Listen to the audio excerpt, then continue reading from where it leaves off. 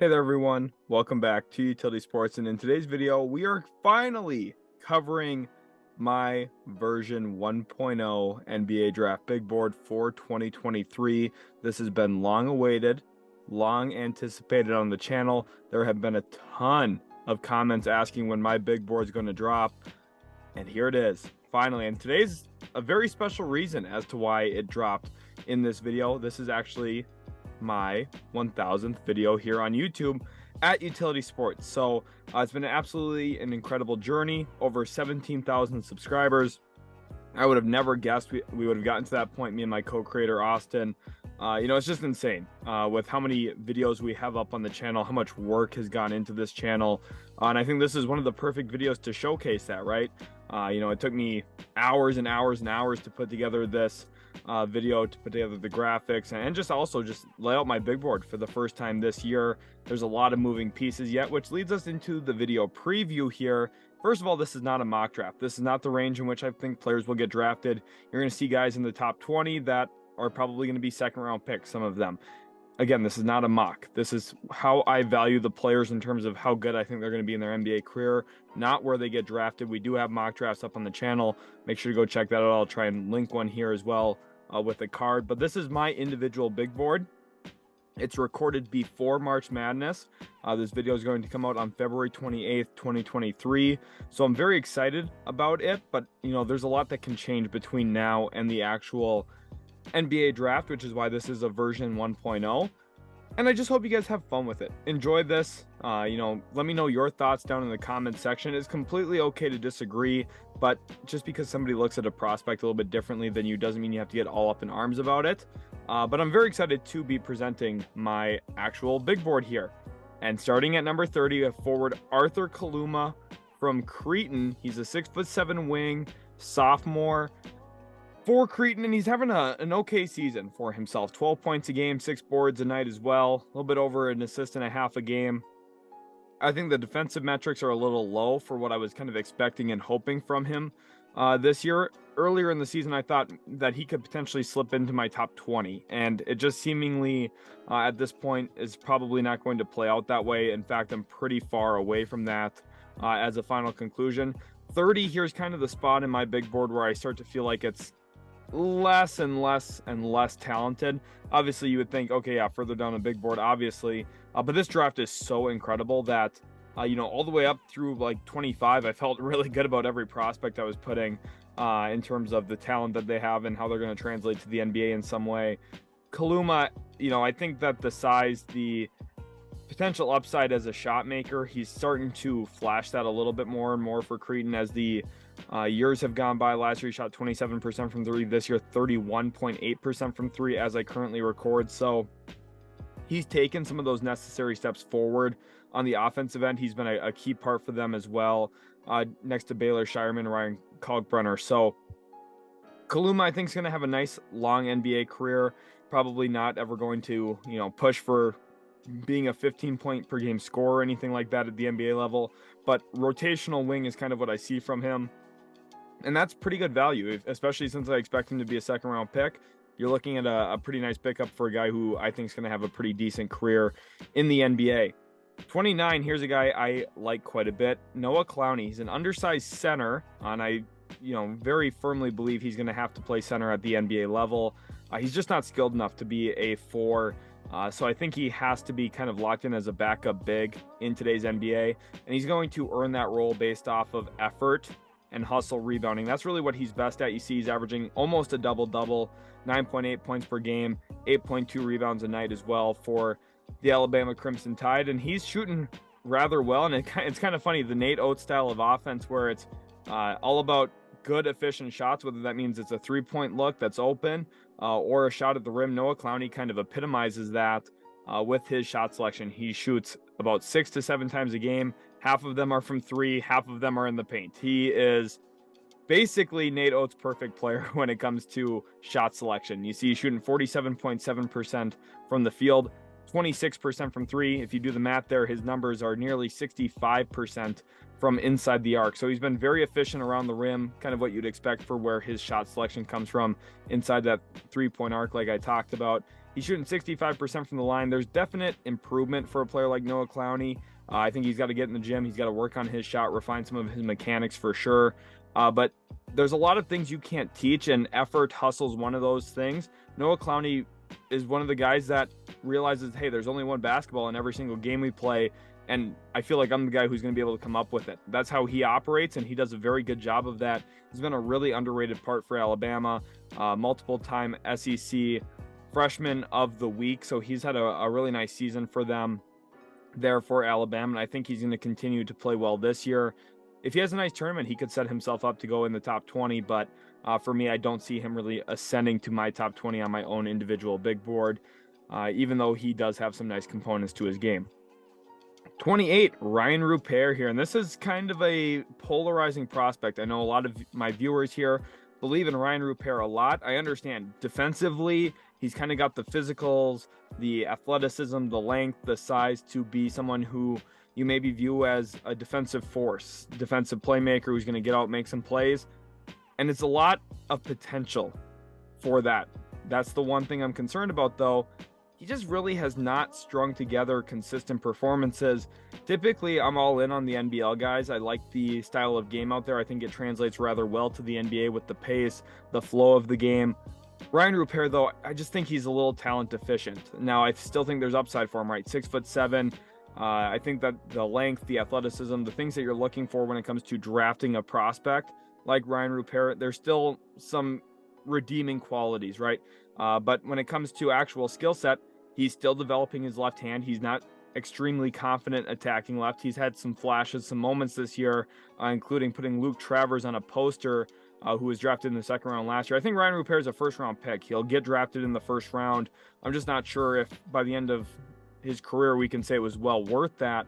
I think he's going to have a true grade of back into the first round type player for me, which is good, especially in this class. If you're 20 in this class, it's probably the equivalent of being maybe 18 to 22 in another class. Like I said, this draft class is very, very strong.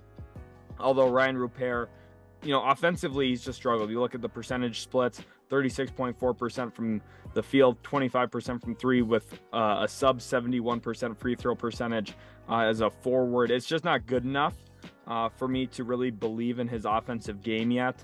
I still think there's a lot of development that has to happen. He's honestly probably 2 years away from playing meaningful minutes in NBA regular season play, just given how raw he is. That's okay, right? There's still teams around the league that are going to be interested in that, intrigued in his potential development. He's going to spend time in the G League. There's nothing wrong with that as well. The G League's a really great development place. It has been a consistent force in today's NBA game when it comes to players going down, spending a little bit of time with the G League affiliate and then coming back up. Ryan Rupert is going to really be benefited by that in his career. And if he does kind of hit on some of those developmental points as a ball handler, a guy who can maybe put the ball on the deck a little bit more moving forward in his career, I think there's room for him to grow. I think he's a solid passer. I think he understands the game. I think he sees the game. It's just about getting the skill set to actually execute kind of what he's seeing out on the court. And it's going to be a process, but it's something I believe he could progress in. 27 here, I have combo guard Terquavion Smith from NC State. And combo guard's kind of one of those terms that it's a little harsh to say, but I just don't see Terquavion Smith being a good enough point guard in the NBA or a good enough consistent off-ball shooter to be a true shooting guard, which means he kind of automatically falls into this hybrid bench role where he's going to come off the bench and look to get some buckets, but also run a second unit a little bit. And I think there's value to that, right? He's really progressed as a playmaker this year. He's basically doubled his assists per games from where he was as a freshman to a sophomore. Although one of the big issues is his efficiency as a scorer hasn't really followed suit with that. Shooting 37% from the field, 33% from three. Now, the types of looks that he takes are definitely not high quality looks. So you have to overlook that a little bit. I think he'd be benefited by better spacing, better pieces around him. But all in all, he's not going to be this, type of go-to guard in the NBA. I know people, if you watch highlights on this guy, you're going to say, whoa, look at that. He made this shot. He does this. I get it. But if you watch a full game, you understand, okay, this guy maybe turns into a Jordan Clarkson type player, which is a good player. That's exactly what you're looking for if you're drafting anywhere from 15 to 25, 15 to 30-ish. If you can find a Jordan Clarkson type player, it's a steal. It really is. So I think Terquavion Smith can be a very nice NBA player. I would say that's kind of what his ceiling upside ends up turning into. Maybe I'm a little low on him. 27, I know some people are going to have him in the top 20, and I understand it. The talent's there, you know, he flashes a lot. NC State doesn't have a lot of talent around him, so I understand those components. But at the same time, I'm just not completely sold on his actual skill set at this point and his consistency and efficiency around that. One thing about consistency, a lot of people seem to not understand this. Consistency isn't a trait. You know, a player being consistent doesn't mean, oh, well, they got the consistency trait on. No, it means that they're so talented that no matter what defense, no matter what defender, they're so good that they can't be stopped, and they find consistency through their talent level. When a player is inconsistent, it means his talent level isn't proficient. And I think Terquavion Smith, with some of those inefficiencies, you're seeing that a little bit in his sophomore season. And I do think ultimately he didn't really help his draft stock that much by coming back to college for a second year, despite taking a step forward as a playmaker, something that is very worth noting. 26 now, it's Kel'el Ware here. And this is a player who I really do think should come back for a sophomore season next year for Oregon. He's just not really playing that much for the Ducks this year. His role has been rather diminished. There as the season's gone on, he's gotten less and less and less minutes. And if you look at next year's draft class, it's significantly weaker than this year's. So if I was Kel'el Ware's advisor, I would say, look, you're a former McDonald's All-American. Be patient. Come back to school for another year. Enter next year's draft, and you're going to probably be a top 20 pick. This year, I don't really see that being likely for him. But that's okay, because even assuming he does come out in this draft, he is a 7-footer who can block shots. And that's something that is very rare in draft classes. Finding guys who can be consistent rim protectors and guys who can be disruptive around the rim. It's one of the most important components to team defense, which is why Kel'el Ware, for me, is still a top 30 prospect. At this point, even though he hasn't been playing a ton, his efficiency as a big man's not great, only shooting 44% from the field, a little bit under 28% from three. But the fact that he's willing to step out behind that three-point line is impressive to me. And in his limited minutes, again, he's averaging 6 points a game, 4 rebounds a night as well. His per 40s at the college level are kind of incredible, honestly, with what he would be projected to be averaging if he played all 40 minutes. Now, obviously, averaging 40 minutes a game is not possible, really. Pretty much no player in college basketball does that. And then also you're going to be less efficient playing that long because you're just naturally going to be fatigued throughout the course of a season. But Kel'el Ware is still a player that I have interest in. And the big thing is you look at it, 1.3 blocks a game. That's really the telltale sign on why he's still a top 30 guy for me at this point of the season, although I think it's likely he stays for another year. Number 25 now, I have center/forward Kyle Filipowski for the Duke Blue Devils.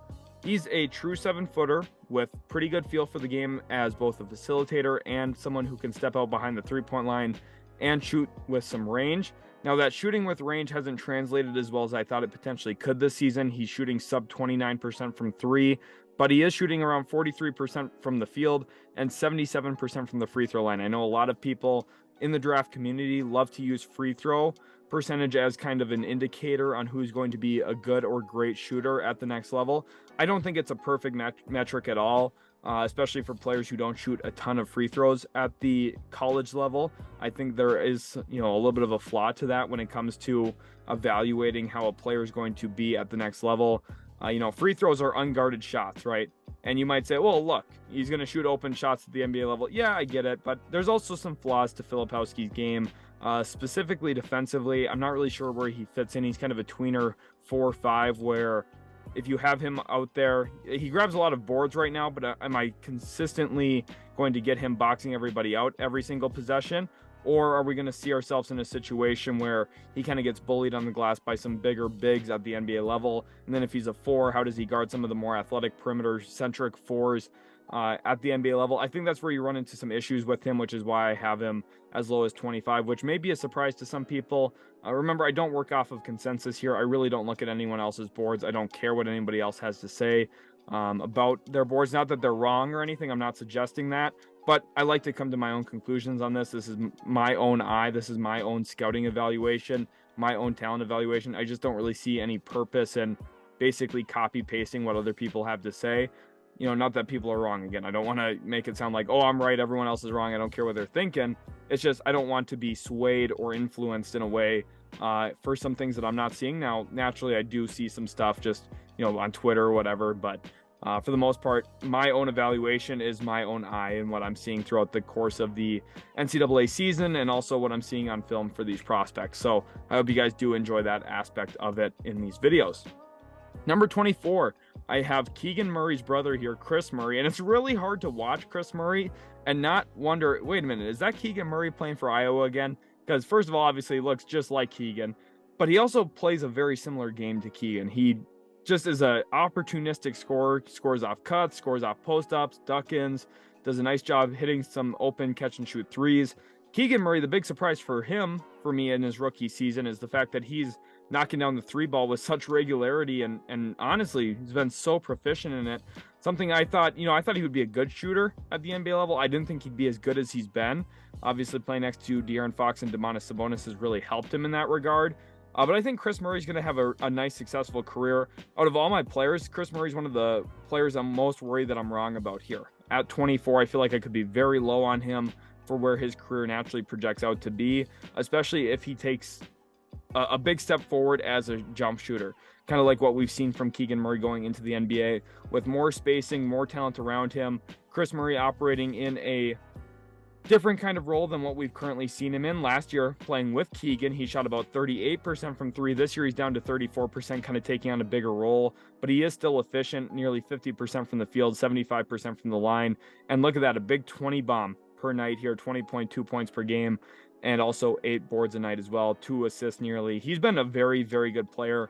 The Big Ten's been a lot of fun to watch this year across teams like Illinois, Iowa, Ohio State, Indiana, of course. I mean, there's a lot of fun teams to watch pretty much every single night, other than the Golden Gophers. They're not very good this season, obviously. But Kris Murray's been a lot of fun, and I've had a really good time watching him and getting to know his game a little bit. Obviously, I saw him a ton last year watching Keegan, but he's taken a big step forward, and he deserves a lot of credit for that.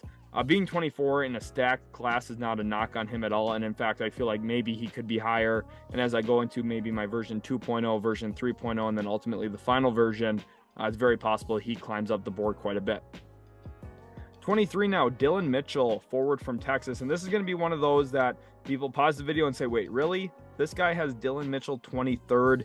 A lot of people are pretty disappointed in Dillon Mitchell, and you look at the numbers, you might understand why. 5 points a game, 4 rebounds a night, less than half an assist a game. He's just barely averaging 1 stock per game if you combine his steals and blocks. Shooting 61% from the field, 45% from the line, and he hasn't made a three-pointer. And you might be saying, what are you seeing in this guy that nobody else is? For me, it's all about role definition and role clarity, which is one of the most important things in today's NBA. You think about players and how they adjust to the NBA level. Most of the time, you have to draft a player and project that, hey, if we take the ball out of his hands, how good could he be? There's a ton of players in this class who right now they're playing at the collegiate level with the ball in their hands, being the main facilitator of the offense, being the go-to guy. Dillon Mitchell is not that for Texas. We see Tyrese Hunter, Marcus Carr in those roles for Texas, and Dillon Mitchell is doing the same thing he did in high school. Play off the basketball, play as an athletic lob threat, a putback machine, a baseline runner. He does all of the little things that really don't draw a lot of love from analysts or from just the naked eye when you're watching the games. But every time I watch Dillon Mitchell, I just think, holy cow, this is an uber athletic Jared Vanderbilt. And if we've seen anything in the last year and a half, 2 years of NBA basketball, a guy like Jared Vanderbilt has a really good role in today's league. I think Dillon Mitchell defensively still quite a bit raw, but there's all the athletic traits in the world to work with. He's probably the most athletic player in this year's class from a physical, athletic, freak of nature standpoint as a wing. 6'8", jumps out of the gym. He's going to dunk on people pretty much every single night. He's got KJ Martin level athleticism in a way. KJ Martin athleticism, excuse me. And he's going to put guys on posters. He's going to be a lot of fun to watch, but he understands what he's supposed to do in an offense, which is find opportunistic cuts, hit the offensive glass. And he's going to sprint back on defense. He's going to give you a ton of effort on that end of the floor. And that's what I really like about Dillon Mitchell. And I think he's going to be a winning player. Will he ever average 15 points a game in the NBA? No. But he's going to be a helpful winning player, whether that means coming off the bench early in his career or ultimately being kind of a fourth or fifth starter on a team looking to add defense and athleticism next to a top-end player. That's kind of how the heliocentric NBA works right now. Dillon Mitchell's a perfect fit on a bunch of teams on night one of his NBA career. 22, Jalen Hood-Schifino here from Indiana, and I'm seeing a lot of overreactions to his most recent performance against Illinois, where he dropped 35 points. It was a great performance. He's a very pro-style guard with his ability to operate into the mid-range area, knock down some of those shots, especially against drop coverage. And you might say, so why are you so low on him? If you think he's a prototypical pro point guard, what don't you like about him? Well, it's just kind of the way that the NBA works. You think about the analytic style of play. Most players that shoot mid-range jump shots are the team stars. Otherwise, other players are not given the green light to shoot those shots. And I'm not sure if Jalen Hood-Schifino is going to be one of those players that receives the green light at the NBA level to take 16-footers against drop coverage consistently. And if not, that's one of the best parts of his game. And if you're taking that away from him, I really don't know what he becomes. This year, he's averaging a little bit under 4 assists a game, and he's averaging exactly 3 turnovers a night as well. So that assist-to-turnover ratio is not very good, even though he is playing with an incredible finisher there in Indiana in Trayce Jackson-Davis. He's kind of set up for success with a perfect pick-and-roll big like Trayce Jackson-Davis. Now, I know that's not the way Mike Woodson consistently uses him, but he's got the pieces around him to find a lot of success. He's found a pretty good amount of it, shooting a little bit under 43% from the field, 36% from 3. He's in the middle of a nice season. He's got prototypical size as well for what you're really looking for. Hood-Schifino is a good prospect, don't get me wrong. I have him in the top 25. Like I said, I feel really, really good about pretty much everyone in the top 25 that there's some type of role in the NBA for them.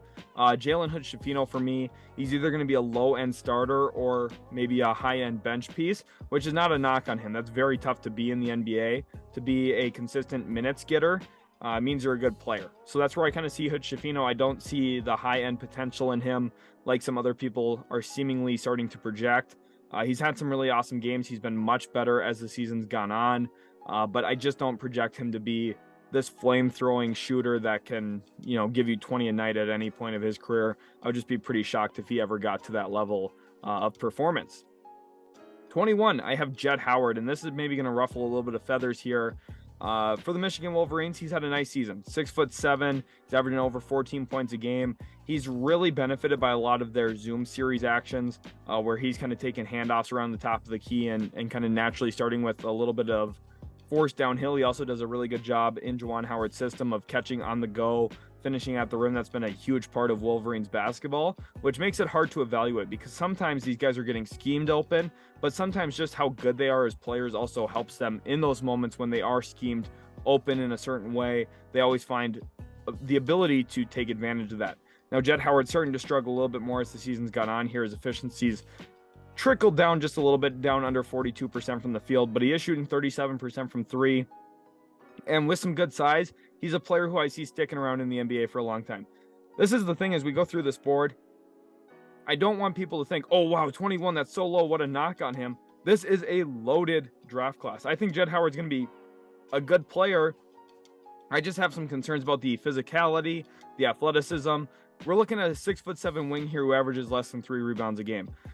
Comparatively, I went back and looked at Franz Wagner's numbers for Michigan, and he was averaging roughly 7 rebounds a night. So, Franz is a little bit bigger than Jett, but he's also probably a little bit more athletic, which is why I'm a little bit lower on Jett Howard than where, some of the other Michigan wings have kind of projected in the past. Even Isaiah Livers, I think he's a player that found some success there in Michigan, kind of playing that wing position. Now, I think Jett Howard's a more talented wing player. He's a little bit more dribble pass shoot oriented than an Isaiah Livers was in his time with the Wolverines. But for the most part, I'm not as high on Jett as everybody else, but I do think he has a nice long career in the NBA, just like a lot of other guys in this draft class. Number 20 now, I've got guard Brice Sensabaugh from Ohio State. And this is maybe going to feel low to some people. I know he's been balling out for the Buckeyes. There's no question about that, averaging over 16 points a game. He's a pro-ready scorer, specifically with his ability to operate in the mid-range area, He's so strong, so physical. He's able to get to his spots, specifically that left elbow. He really loves that left elbow jumper. Once he gets there, you basically put 2 points on the scoreboard for Ohio State because he's virtually automatic from there. And that is one really positive sign for him. And if I do end up being wrong with where I'm currently have him with my version 1, and if he ends up being way higher than 20th when it's all said and done, I wouldn't be completely shocked, because we've seen guys who are spot shooters, when they get to their spots, they're automatic. Brice Sensabaugh, if he continues to grow and become a spots shooter, that could be really dangerous at the NBA level, because all he has to do is get to that spot and he's going to knock it down. We've seen guys like Kevin Durant be that. Obviously, Durant's a supernova type player with his ability to, knock down shots all over the floor. It seems like Kevin Durant, pretty much anywhere he is, that's his spot. But specifically, you think about some of those guys who they find a certain spot on the floor they just can't miss. Brice Sensabaugh's got a little bit of that to him. His 3-point ascension here has been really the key thing to watch, though. He's shooting over 42% from 3. If that number continues to stay high throughout the end of the regular season into March Madness here, then I think we kind of start to really look at moving him up the boards here. He's kind of near that 50, 40, 80 club, which is a pretty good club to be in, averaging also 5 rebounds a game at 6'5". He's got a good strong frame to him. Like I said earlier, he's a physical guard who is going to get to his spots. So I do like Sensabaugh here. In most classes, he'd probably be kind of hovering around maybe 10 to 12 at this point of the season. But as of right now, I've got him 20 in this draft class just because of how much talent there is. Number 19, and now we're going to really ruffle some feathers, but I need you to hear me out on this. Forward GG Jackson from South Carolina. I know this is going to be a surprise. GG Jackson's been somebody I've been consistently mocking in the lottery. I think he will be drafted in the lottery. And I know people are going to say, whoa, he's extremely young. He reclassified, was supposed to be in the class of 2024, very possibly would have been a top 5 pick in that year's draft. Instead, now he finds himself in the 2023 draft, which is, first of all, a better draft, but he is getting himself some college experience. He's 6'9", he's super athletic. You might say, what does this guy not have that you are kind of concerned about? And I just want to call a spade here a little bit. Let's look at his efficiency. First of all, South Carolina is not any good this season. GG Jackson, kind of at the center of that. He's also not a very good point of attack defender. He's averaging 15 points a game and 6 rebounds. Those counting numbers look great, but he's also averaging under 1 assist a game. His assist to turnover ratio is abysmal. He averages less than 1 steal a game, less than 1 block a game, despite being extremely athletic, lengthy. You would think that defensively he'd at least make some more plays than he currently does. And he's shooting, by the way, under 38% from the field, under 33% from 3, and under 65% from the line. And you might say, oh yeah, but he's mostly doing on-ball creation type stuff. Why is that a problem, right? Because he has the ball in his hands. It's going to be easier in the NBA for him. First of all, do we even know if he's able to play without the ball in his hands at this point? That's kind of my point on Dillon Mitchell, right? We know he's going to fit without the ball. GG Jackson, you kind of look at the shooting and say, okay, if he can shoot, he fits off the ball. Do we know if he's really a great shooter yet? He's not a bad shooter by any means, and he's very confident shooting the 3 ball, but his efficiency is not there. And I just want to bring up something. Emoni Bates, his freshman season at Michigan, I'm about to read those numbers because everyone and their mothers acted like Emoni Bates was so brutal for Memphis. By the way, I agree about that. He was terrible for Memphis to the point where he was not playable. He's in the at Memphis, he played 7 less minutes a game than what GG Jackson's currently playing for South Carolina. In those 7 less minutes, he averaged about 10 points a game. He averaged 1.3 assists per game, so more assists per game than GG Jackson, even though that would have been a negative for Emoni Bates on a draft board last year. He averaged 3.5 rebounds a game. So, yes, a little bit less than GG Jackson. It makes sense. He's a little bit more perimeter-centric and just naturally was not as good of a rebounder as well as GG Jackson. Averaged a little bit over half a steal per game, 0.3 blocks per game. He actually had a better assist-to-turnover ratio than GG Jackson's currently having. Remember, both of these guys reclassified to move up a draft, and everyone lost their mind about Emoni Bates. And let's get to the percentages from the field. Emoni Bates, his freshman season at Michigan, shot 38.6% from the field. Notice that's better than GG Jackson and his current shooting percentage. From 3, Emoni Bates shot 32.9% as a freshman compared to GG Jackson's 32.7%. And free throw percentage, Emoni Bates shot basically the same exact percentage from the line as GG Jackson. Emoni Bates got crucified for his freshman season to the point where people still don't consider him a legitimate draft prospect. But GG Jackson's getting glorified in his, despite basically similar numbers. And Memphis was actually better than South Carolina. Obviously, there's other components to that, other pieces on the team. But I just want to call a spade here. GG Jackson's not having a better season this year than Emoni Bates had last year. And I'm not being harsh on GG Jackson here. I'm not. I understand it. It's completely fine to have a down season, specifically your first year in college basketball when you've reclassified. I don't have a problem with that. Let's just stop pretending like this guy's having some phenomenal year. He's not. South Carolina's not good. GG Jackson hasn't been great. And to be quite frank with you, I'm not sure how he translates to the NBA, which is why I have him at 19th on my board. At 18, I have Emoni Bates, and this is going to ruffle some feathers, like I said. But let's think about it. He's got basically the same physicals as a guy like GG Jackson. Now, he's definitely less athletic, but he's got similar length to him. He's got quicker burst as a ball handler, which I think is the most important thing when you're really breaking down wing-type prospects, is how quick is he with the ball in his hands. The answer to that question is one of the quickest players in this year's draft, including guards. He's extremely electric with the ball. He's averaging 20 points a game, 6 rebounds a night this year, having a significantly better season in year 2 of his college career, just like GG Jackson would if he were to stay for another season. Not that he's going to, but just honestly, Emoni Bates had to, based on his draft eligibility. He was not able to enter the draft last year. But you look at it, 1.5 assists per game, not great, still a negative assist to turnover ratio, but he's been better, shooting 41% from the field, over 33.5% from 3, nearly 80% from the line. Significant improvement in year 2 for Emoni Bates. Now, I know some people are going to say, oh, well, he's playing for Eastern Michigan, the lesser level of competition. Yeah, then explain him dominating Michigan. Obviously, Eastern Michigan lost. That's what you'd expect because you're playing the Wolverines. But Emoni Bates was the best player on the court that night. There's no debating that. There's been moments this year where Emoni Bates just takes over games. There's also moments where he shoots his team out of games. This is why he's not a perfect prospect. This is not why I'm projecting him as a lottery level prospect in this draft. I'm projecting him at 18. The one thing about him, though, he's a very good shooter.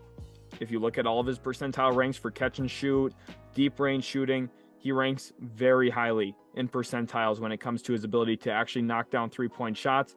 And he's athletic enough and quick enough to attack closeouts, which makes him a versatile perimeter player who can play off the ball. Now, is he ever going to win you anything as the number 1 option? No, not at all. Don't get it twisted. I'm not saying Emoni Bates is going to be a superstar. I'm saying Emoni Bates is going to end up becoming some type of movement shooter with a little bit of gravitational pull and the ability to attack closeouts. That's what I see in him. And for me, that's good enough to get him at 18 because I think there's a lot of talent to work with there. He's probably going to have to spend some time in the G League. There's nothing wrong with that. But I think he could become an intriguing young player. And by the way, he's going to go after pick 18. So I think it's pretty good value as it currently sits with what I see in him as a prospect. Pick 17, or not pick 17, excuse me, 17th on my board, I have center/forward Trayce Jackson Davis. And this is going to be another shocker here. He's a true senior. This is his 4th year at Indiana. It's been by far his best season for the Hoosiers. And this kid just knows how to play basketball. I really like Trayce Jackson Davis's game. At 6'9", he makes up for a little bit of lack of height with extreme athleticism. He's never out of a play. He's extremely good at finding angles to get to shots, especially around the rim. That's a chase down block defender. He does a very nice job of that. Seemingly, it's always once or twice a game for Indiana that he just comes out of nowhere and blocks a shot that you thought he had no chance of getting to. He's got that type of bounce, that type of vertical athleticism to him that makes him a legitimate draft prospect in my eyes, somebody who he's going to be a steal in the second round. I'm low-key praying for him to get drafted by the Golden State Warriors because he would be so perfect in their post-split series actions that they run as a facilitator. You see he's averaging nearly 4 assists per game, and it's not a hunted 4 assists at all. As a big man, that's very impressive. Remember, his teammate, the guy running point guard for Indiana, Jalen Hood-Schifino, is averaging 3.9 assists per game. Trayce Jackson Davis averaging 3.8 as the center. And most of the time, he gets double teamed in the post, has to get out of the ball quickly, and then it usually sets up some boom actions where they're swinging the ball around the perimeter in quick touch pass scenarios where Jackson Davis isn't attributed with an assist. In fact, he probably leads the team in hockey assists. He's that good of a passer that he sets up his teammates to then make the extra play off of that.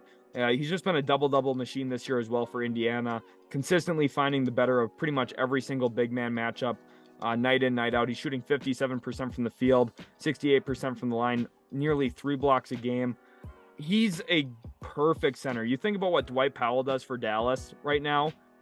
Trayce Jackson-Davis is significantly better than Dwight Powell. He actually brings some rim protection. He's a smarter defender. He's a much better decision maker with the ball in his hands. There's really no reason that Trayce Jackson-Davis can't be a consistent rotational player in the NBA on night one of his NBA career. I firmly believe that. There's always older guys that slip through the cracks. This year, Trayce Jackson-Davis is the perfect example of that as a player who he's going to go under the radar. People are going to discredit him because he's not the biggest center, and people are going to look him off because he's a senior. He's going to be good. He's going to be very good in the NBA. He's going to have a 12-year career. I'd almost bet on it. I'd put money down on it about what he's going to end up doing in the NBA. He's going to be a nice rotational big, and he's probably going to start some games too. And teams are going to feel pretty good about having him in the starting lineup, honestly. I think he's going to have a very good career. Number 16, I have a different center here, Dereck Lively for Duke, and he's more of the typical what we're looking for when we're drafting a center, specifically kind of around that lottery range. Coming into his first season at Duke, he was a highly touted recruit, somebody I thought was going to have an awesome year, and he started the year very slowly.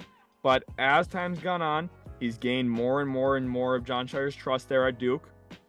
And because of that, we've seen his minutes consistently increase, his role has improved, and he's on the floor with the main objective of blocking shots around the rim and letting the other team know that they're too small and that they can't come in the paint when he's out on the court. And he does a great job of that. In limited minutes, he's averaging over 2 blocks a game this season, including some really dominant performances. You know, I think back to their game against UNC. He had a ton of blocks in that one. Lively's been an awesome force for Duke, specifically towards the back half of the season here. Now you look at his numbers, his raw numbers, and you say, okay, 5 points a game, 5 rebounds a night. What is he really giving you? He's a rim running big. He's going to give you rim running. He's going to protect the rim. He's going to block shots, and he's going to be a defensive stalwart. He's somewhere in the middle of a James Wiseman and an Isaiah Jackson. That's, you know, maybe not the most glowing comp, especially with how kind of James Wiseman ended up working in the NBA for the Golden State Warriors, but I still think that in the right system, with the right type of guard play around him, Dereck Lively could find a ton of success, specifically as a lob threat, somebody who's going to get downhill in the pick and roll. And quite frankly, there's not a lot of 7'1" players walking around with the athletic profile that Dereck Lively has in terms of verticality, quickness, acceleration, and also just pure speed. Lively's going to run the floor. He's going to be a problem in transition. He's shot 11 3-pointers this year. He's made one of them. So I wouldn't really count on that being something that develops quickly into his career. Maybe by the, year 3, year 4. It really depends on the amount of work he puts in the offseason. But you can tell from the field goal efficiency, 63% from the field. You can tell he's already catching lobs, being a nice putback machine as well for Duke. He's had some awesome moments in that regard, and he's going to continue to get better and better and better. And I think in March Madness during the tourney, he could really set himself up for a nice run and maybe find himself as a true lottery pick when it's all said and done. Number 15 here, I have guard Keyonte George for the Baylor Bears. I do like Keyonte George a lot, and I know this is going to feel low to a lot of people watching. For me, it's just kind of about what is his role at the NBA level? What does he end up becoming? Is he good enough to be one of your main ball handlers? I think point guard's one of the most stacked positions in the NBA right now, and it's really tough to be the go-to main ball handler if you're not a high-end star-level talent. You think about some of the guys that have the ball in their hands at the end of the game. You think about the Luka Doncic, Darius Garland, Donovan Mitchells of the world. Is Keyonte George going to end up in that stratosphere? My thought as of right now is probably not, but I think Keyonte George could be the player that, listen, he's been playing really awesome as of late, and if he continues that into March Madness, he's just naturally going to continue to move up my board. He started the year very, very poorly. He's still mixed in some nights where he just doesn't have it. As you can tell, his efficiency, sub 40% from the field, sub 36% from 3. It's just not there for him right now. Baylor hasn't been as good as I think a lot of people were hoping for. I think that's more of a testament to some of the front court struggles than anything. But Keyonte George still, there was expectations for him to kind of lift the program this year. He's done an okay job of that. but I'm not sure if I'm sold on him yet as being the guy at the NBA level, which I think a lot of people, if you watch highlights on this dude, you're going to say, wow, how is he not going to be the guy at the NBA level? His highlight tape is awesome.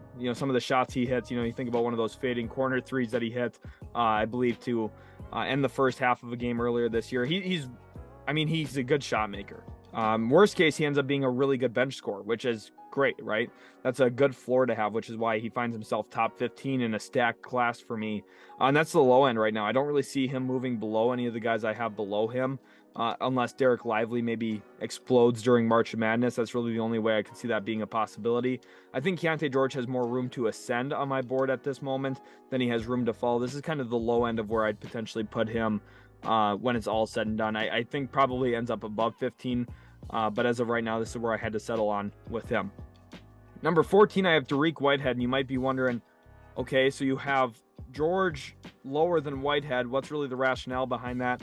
Whitehead's just a bigger player. He's 6'7", kind of got more of that prototypical size at the NBA level, where if he's playing off the ball, there's still a clear defined role for him. Even amidst some of his struggles this year for Duke, where he didn't get to start the year with the team, missed some time early on, kind of struggled his first couple weeks with the team as well when he was actually getting some game minutes. Then at that point, he's found a way to kind of balance himself, get back to that 40% from three mark. And if you go back to his high school tape, which is really important to consider when you're looking at a freshman player, scouts, talent evaluators across the NBA are not just watching 1 year of these guys and saying, oh, this guy looks fine, we'll throw a dart at him. No, they've been watching these guys since they were sophomores in high school. For me, I've been watching him for quite a while as well. He was National Player of the Year his senior year in high school. He was dominant as a shooter. He plays with really good balance. And he's somebody, every time he shoots it, I feel like the ball's going in the hoop. So even in a down year, he's shooting 41% from three, 93% from the line, 8 points a game for one of the most prestigious programs in the NCAA for Duke. So I still think that there's a lot of talent here. Kind of screams AJ Griffin to me a little bit, where last year AJ Griffin was getting discounted by a ton of people, specifically with some of the concerns about, what's his athleticism look like, post-knee issues, that kind of stuff. Dariq Whitehead's a baller, and as his shirt says there, buckets never stop. I still think he's going to be a consistent bucket getter at the NBA level, although probably less with the ball in his hands and more as a spot-up guy, but I still think that there's a great role for him given his size and ability to shoot the basketball. 13, I've got Taylor Hendricks here. This is one of my biggest risers from where I had him to begin the season. To be honest, Taylor Hendricks would not have been really in any of my first-round mocks to begin the year. I just did not really see that type of pathway for him. But boy, has he been great for UCF this season. He's a 6'9" forward, and I kind of see him playing a little bit of small ball center at the NBA level, which is what makes it really fun. He's highly athletic. He challenges shots around the rim really, really well. This is essentially a younger, more perimeter-oriented Trayce Jackson-Davis offensively. Now, he's not quite the passer Trayce Jackson-Davis is. I don't think he has quite the basketball feel as TJD does at this point, just given the fact that he is, a younger prospect, has less time at the collegiate game. That's to be expected. But he's pouring in the buckets. 15 points a game, over 6 rebounds a night as well. Just posted a career-high 25 points the other night. Rather efficiently, I believe he was 10 of 16 from the field that night. But again, to be averaging nearly 2 blocks a game at 6'9", shooting 48% from the field, 41% from three, nearly 80% from the stripe. This is something that you got to keep your eye on. That three-point percentage continues to tick up, tick up, tick up. And if it hangs around that level, his agent's going to be able to sell to teams like, look, my player is a guy who can protect the rim, step out behind the three-point line, knock it down with consistency. He's athletic, he's mobile. And for moments, he's dominated some of the top-end prospects in this year's draft in some head-to-head matchups. So I think Taylor Hendricks is one of the big, wow, watch out for this guy type players in this class, because I think he's got a lot of momentum moving forward, and he's going to be somebody I have to keep my eye on as well as you. Number 12, Cason Wallace. And somebody must be barking because I think I hear a dog here. Cason Wallace is incredible. He's a defensive menace. He's got so much Marcus Smart to him. At 6'4", I honestly would trust him to guard anybody. I'd probably put money on it, just saying like, hey, Cason Wallace is out there on the court somewhere. He'll figure it out. He'll get a stop. He's just a smart, heady player who always finds himself in the right place at the right time. He's averaging 2 steals a game. I think that he plays way bigger than he is actually listed at as well. He's somebody that, honestly, if you told me he's like 6'7", I wouldn't be shocked by it, because honestly, watching him out on the court, it looks that way. He's not afraid of any matchup. His offensive game is still growing. That's why he finds himself at 12 for me here. You think, oh, well, this is a multi-positional defender with pretty good shooting splits. I still think he's going to have to grow a little bit as an offensive player. He's not a guy I would put the ball in his hands yet at this point at the NBA level, which is fine. Not everybody's going to be that. Not everybody has to be that. But I think he's got really good connectivity. If I had to give a comparison for him, I think the honest answer is Marcus Smart. He's a multi-dimensional player, can score, can pass, can dribble. That's what you're looking for, and he's a plus defender. That's pretty much the entire package right there for Cason Wallace. The question is, what does his offensive game end up growing into? I think Marcus Smart was a little bit more proficient offensively in his time at Oklahoma State than where Cason Wallace currently is for Kentucky. But I still think that there's more upside to Cason that we can maybe pull out of him, extrapolate, and expect him to grow into. And if he does, then he becomes a really, really good steal, especially if he goes outside the top 10. My guess is he kind of hovers right around that top 10, maybe 11, 12 range. Kind of like right where I have him here. I think he's going to be an awesome player, though. And honestly, if you have a team drafted in the lottery at some point, you better hope that your team ends up with this guy, because he's going to be about winning. He's going to help your team win a lot of games. He's going to be a nice player at the NBA level.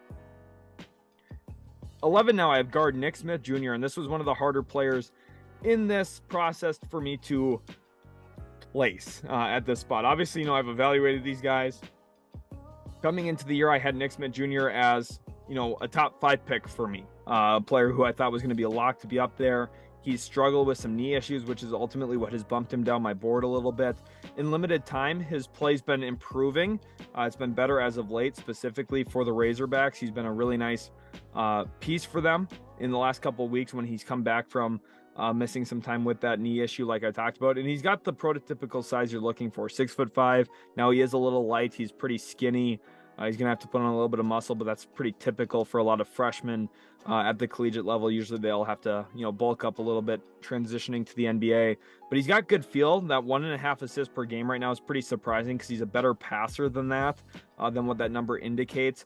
I still think, he's looking to find some chemistry with his teammates. He hasn't played a ton of games with them, with guys like Jordan Walsh, Anthony Black, Ricky Council IV. He's still working out some of the kinks there, but he can score the basketball as well. He's got really good touch. You can tell this guy plays a lot of hoops, because he knows how to put the ball up on the hoop. He uses the rim as his friend and as an aid to get the ball in the basket, and he does a very nice job of that. He's got a phenomenal floater. He's got good touch on his mid-range and step-back threes. I think Nick Smith's going to be a nice player at the NBA level, and if it wasn't for some of those knee issues, we'd probably see him near my top 5, although I'm a little concerned as of right now about what his NBA future looks like, just given how slight he is and some of those injury concerns that we already have pre-draft. Number 10, Grady Dick here, guard/forward for Kansas, and he's been fantastic for the Jayhawks this year, averaging 15 points a game. He has a real argument to be one of the best shooters, if not the best shooter in this year's draft class. 45% from the field, 42% from 3, 85% from the line, essentially. Bill Self always knows what to do with shooters. You think about guys like Christian Brown and Ochai Agbaji, the success that they found at their time in Kansas. Well, Grady Dick's found a lot of success as well, both winning games for Kansas. They've been a pretty successful season for them, just in terms of their win-loss column, but also Grady Dick individually. I think he's flashed athletic elements that people weren't expecting from him. If we were watching football, they'd probably phrase it as kind of a sneaky athlete. I hate to use that term, especially for white prospects, but it's kind of true. You just don't really think Grady Dick's going to put you on a poster, and then all of a sudden he's dunking the basketball and you're kind of getting put on a poster. That's kind of what makes it fun. Grady Dick, he's a good player. 6'8" again. You think about the size and shooting capability. He's one of the biggest gravity shooters in this year's draft, and what I mean by that is he's going to warp defenses. Teams are going to have him circle in the scouting report, know where this guy is. Don't let him get wide open shots. Close out to him hard. But the nice thing is he's growing as a shot maker as well. He's able to put the ball on the deck. He likes a little bump dribble where he gets to the mid-range and pulls up, specifically working toward his left. I still think he has to grow as somebody who's going to finish at the rim consistently. He's done a pretty good job of it this year, but it's always an adjustment moving to the NBA with a little bit more size, better shot blocking, better athleticism in general. So Gradey Dick, I think that's the one component that keeps him out of the top 6, top 7 for me, is athletically. What does he look like defensively at the NBA level? Will he get picked on a little bit time to time? I think potentially, but for the most part, he's got the length and the smarts to make up for it. So I like Gradey Dick as a prospect here, and I think 10 is kind of low for him. Almost when I talk about him, it feels low based on how good of a season he's having, but I just have to remember how good this draft class is. Honestly, one of the best drafts I'll ever evaluate, if not the best draft. Number 9, Jarace Walker here from Houston, true freshman. He's had a great season following his senior year at IMG Academy. He stepped into Houston. He's been a huge part of them winning a ton this season. He's having a really nice year for himself, both efficiency wise and just watching the games wise. He's been a nice productive player for them, not one of those, hey, he's a box score warrior who's not really helping his team win as much. I think he has a really nice component to his game where he's comfortable not taking as many shots if it's helping the team win that game. If the ball's not naturally finding him, that's fine with him.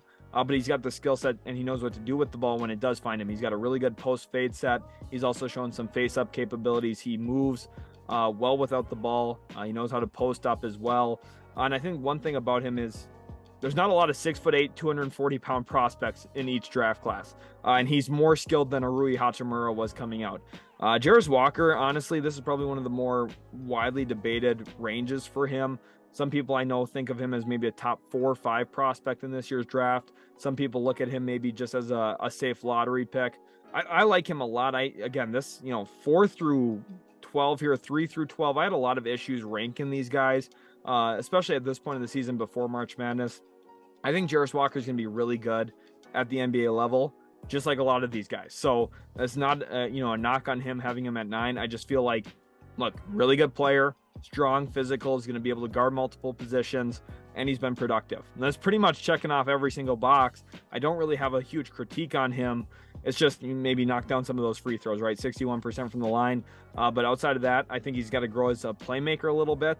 And then the big question is, offensively, we've seen 4s in the past kind of fall in and out of offense at some points, just given the position, what they're usually asked to do at the NBA level. Does that happen to Jarace Walker? Potentially, but I think he's got the skill set and the physical frame to kind of work around that as well at times. Number 8 here, I've got forward Cam Whitmore, who's had kind of an up and down season for Villanova this year. For anyone who keeps track with FIBA basketball and some of the U19, U20 leagues, that kind of stuff, Cam Whitmore was fantastic for Team USA basketball this past summer. And I thought, look, coming into his freshman year at Villanova, he's going to build off of that and cement himself as a surefire top 5 pick. He hasn't necessarily done that, but I think he is a surefire top 10 pick.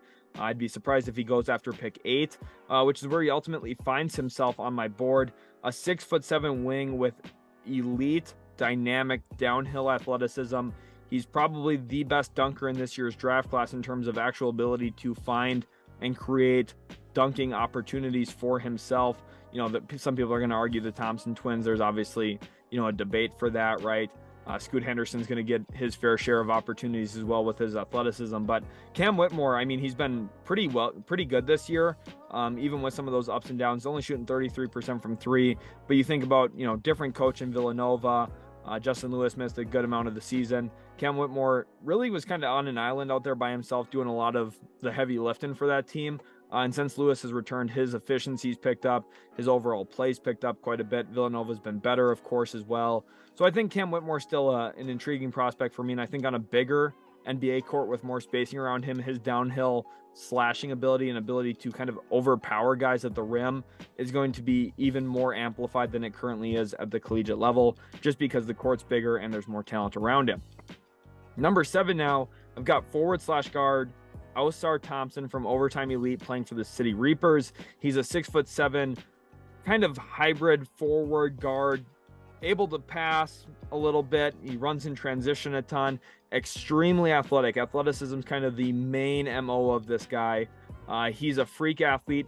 He's coming around as a shooter. He does shoot quite a bit better than Amen Thompson from 3 at this point, albeit on a limited sample size. One thing I'm going to have to say about the Thompson twins here, I'm going to get it out of the way early. They are essentially 20-year-olds playing elevated high school basketball. So if that's a knock on them, I think it's a fair one. He's averaging about 16 points a game, 7 rebounds a night, a little bit over 6 assists a game. He's had a nice year for the City Reapers. Now, I'm going to have my complaints about Overtime Elite. I just don't love the league. I think that the league is rather uncompetitive. I think that the coaching is not very good in that league, to be honest with you. And I think ultimately it makes it harder to evaluate the Thompson twins because half of their points are transition dunks and alley-oop lobs to themselves. And, you know, it's fun to watch. It's entertaining, which is what Overtime Elite is basically shooting for being honest. But it's not great for actual true development. In fact, it looks like Houston Rockets basketball a little bit. So maybe he'd fit right in Houston. Rockets fans, I'm just joking. I'm just messing with you guys. But, you know, for the most part, Ausar Thompson, you're drafting him here based off the idea of, look, he's got these physical traits that are incredible. He jumps out of the gym. He's super quick downhill. Now it's just about putting some of that basketball skill around it. He's shown flashes. He's a willing passer. He's got some of the skill set to do that. He's not as good as his brother Amen at it, but I think that there's a lot to work with here. It's just about if he goes to the right situation, a team can really mold him and help improve his game, and then he's going to be clicking at the NBA level. Number 6, this one's going to be a big shocker here. Brandin Podziemski from Santa Clara. This is going to be the highest you're going to see him on anybody's board, and I'm not going to shy away from it for the most part this season. Look at the numbers. Look at the efficiency. He stepped into the Jalen Williams role that he basically left void after going to the NBA draft and being a stud this year for the Oklahoma City Thunder. Podziemski transferred in from Illinois. He was born in Wisconsin. He's been fantastic playing out in the West Coast Conference for Santa Clara. At 6'5", he's averaging basically 20 points a game, 9 rebounds a night, over 3 assists a game as well. He's basically been a do-it-all type player for them. Nearly 2 steals per game as well, half a block per game. And look at the shooting splits, guys.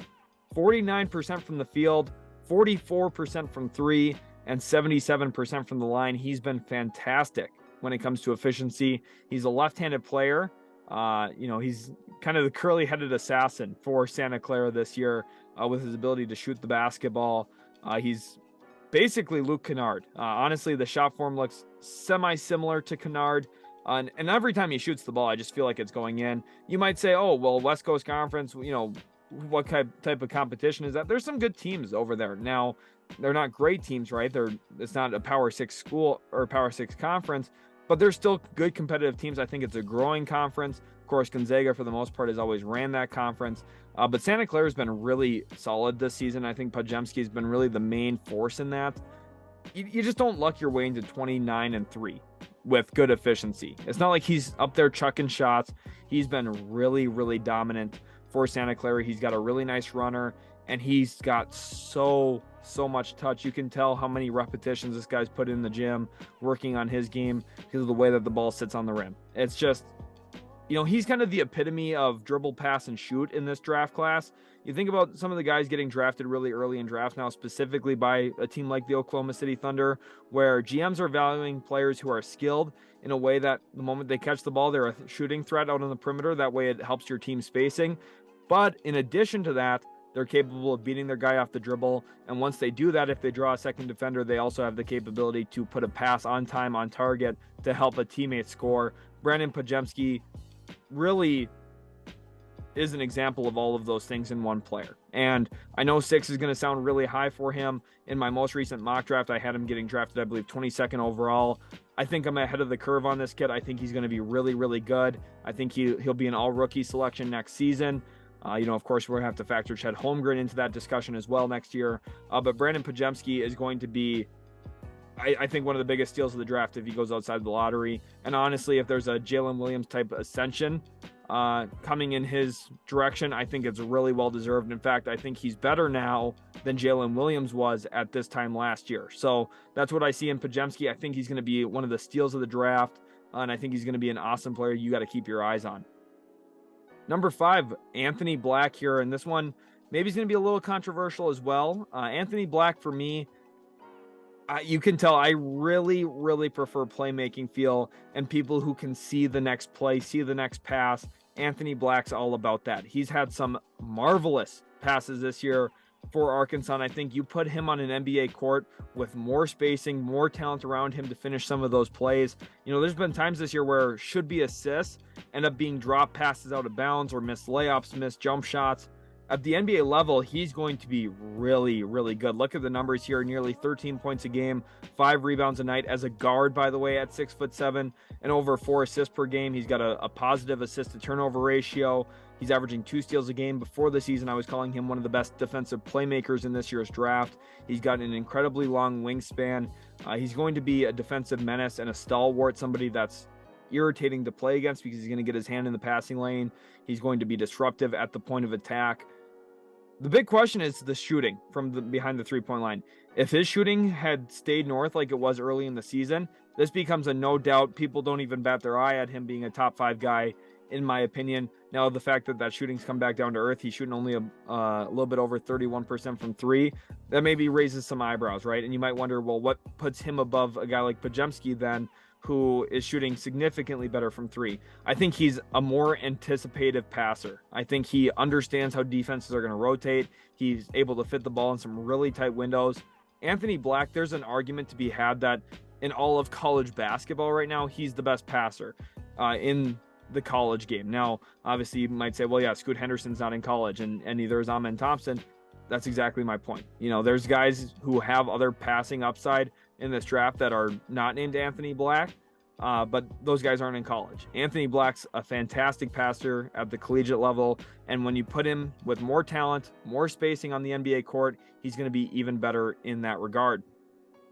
Number 4 here now, I have forward Brandin Miller from Alabama, who's been a very controversial prospect in the past couple of weeks. And for me, you're looking at a 6'9" wing who can shoot the basketball. That's already half the battle.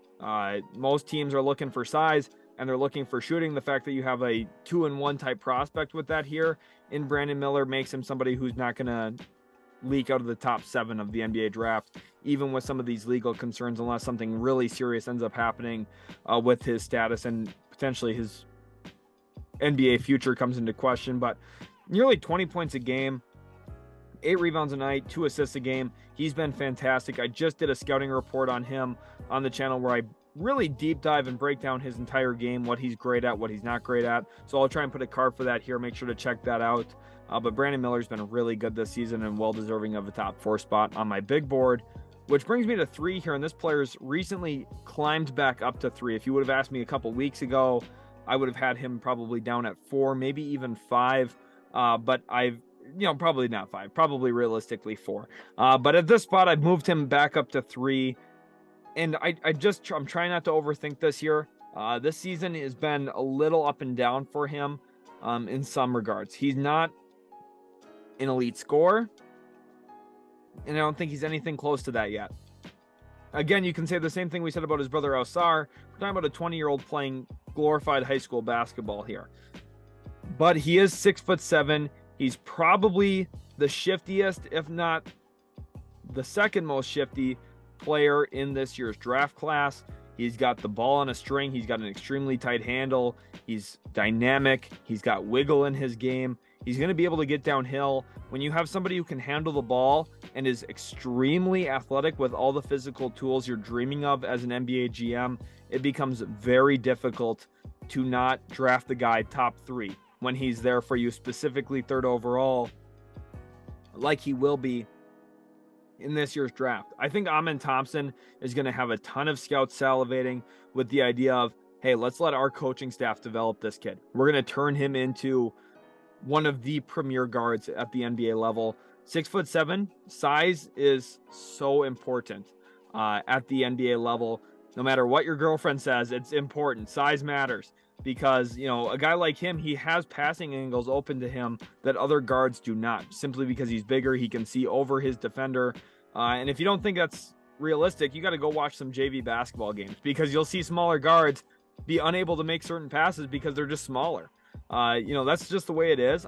Thompson, even at the NBA level, this is still the truth.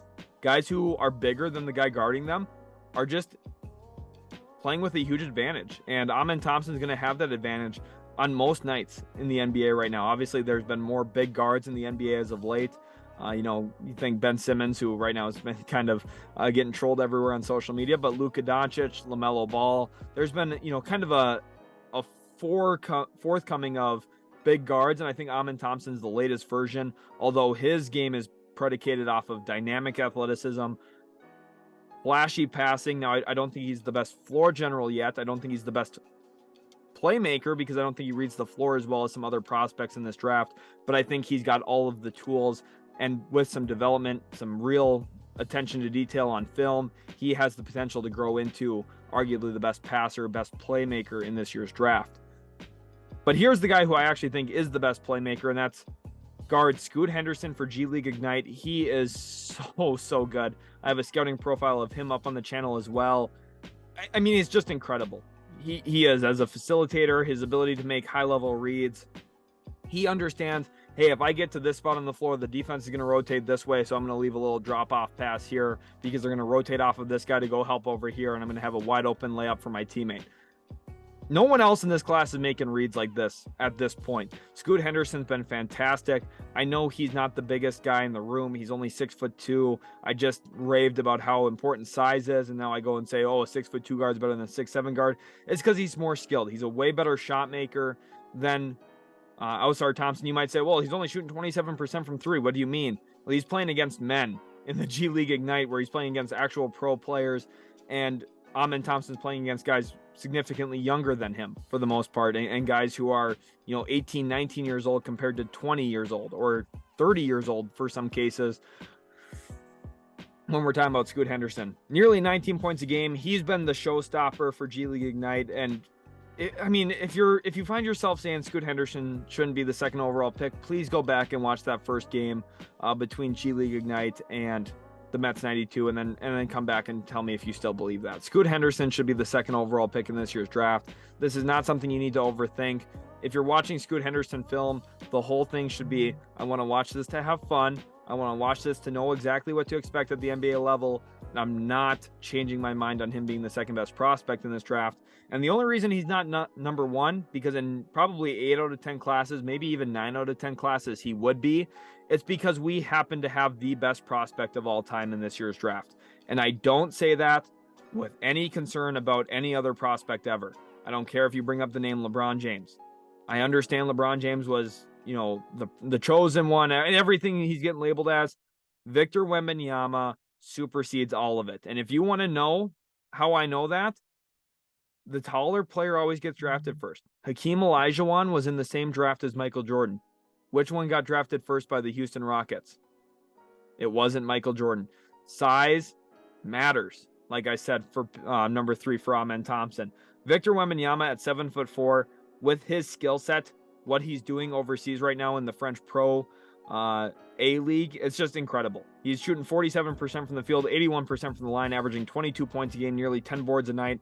By the way, 3 blocks a game, and if you watch him, they're just incredible blocks where you don't even expect him to be in a position to even come close to blocking a guy, and then all of a sudden it's pinned off the glass and going the other way.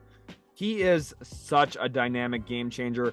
I don't care about his frame. Play him at power forward. He'll be the best power forward in the league in 2 years. He is that good. He will be an all-star his rookie season, which never happens. LeBron didn't do it. It just doesn't happen. Victor Wembanyama will be an all-star. He'll end up averaging 26 to 27 points a game his rookie year. He'll probably average 8 to 9 rebounds a night. He'll average 2.5 blocks per game, if not more. Probably average close to 2 to 3 assists a game, and probably a steal a game as well, just with his length and size. He's got an 8-foot wingspan. They don't make him like this. There's never been a prospect that's really come around with his ability to do everything and showcase it, right? People are going to say, oh, well, Yao Ming could shoot the 3 ball. He didn't show it like Victor Wembanyama's showing it. Ability to shoot off of 1 foot, fading away from the hoop. Victor Wembanyama's got Kevin Durant's skill set in a lot of ways, but he's 5 inches taller than Kevin Durant, maybe 6 inches taller than Kevin Durant. Victor Wembanyama is incredible. Now, am I saying he's going to be the best player of all time? No, there's a good argument to be had that he will not be that.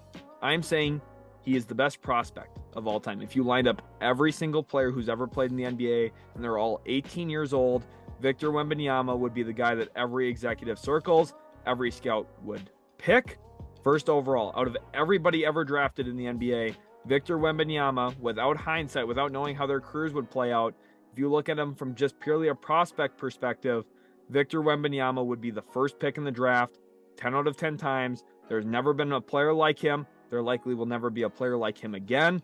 He is a one-of-one freak of nature. LeBron said it best when he called him an alien. They just don't make them like this.